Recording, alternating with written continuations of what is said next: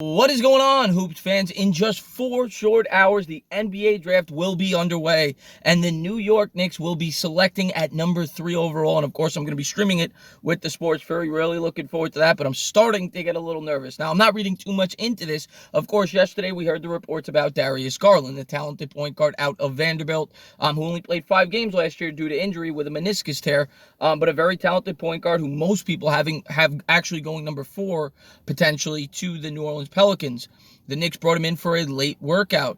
And then today, now I'm reading that Wojnarowski came out with a tweet that the Knicks were looking at Coby White.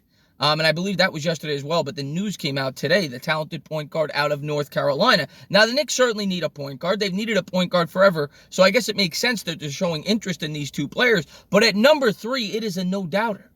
You have to take R.J. Barrett. We all know John Morant's going to Memphis, especially after they traded Mike Conley. And, of course, Zion's going number 1 overall. R.J. Barrett is a slam dunk pick. And I get that they're looking at the point guards, like I said. Now, the only way that this makes sense to me at all, why they would even be bringing these guys in for workouts this late, would be the possibility that the Knicks may trade down.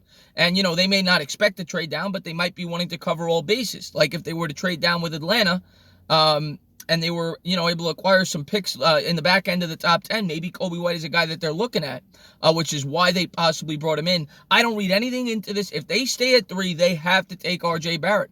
R.J. Barrett, it's the easiest decision in the world. Barrett could easily be the best player in this year's draft. You know how many players in a single year in college basketball have put up 850 points, 250 rebounds, and 150 assists in the history of college basketball, over its whatever 100-year history? You know how many players have done that? 1.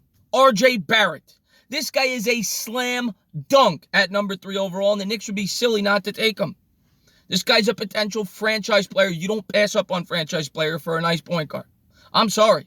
And I don't think the Knicks are going to do it. I think I'm going to be very happy today on draft night when we get Barrett, we get our cornerstone piece, and then we'll see what we do in free agency when we go after Kevin Durant. But don't play any funny business. Don't outsmart yourself. If you're staying at 3, you're taking Barrett. It's the easiest pick in the world. It's a 3-player draft. You talk to any expert.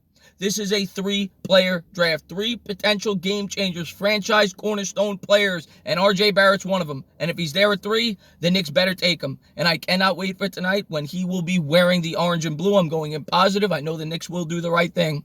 As always, if you liked what you watched, please subscribe, drop a comment, maybe give me a little thumbs up. Cheers.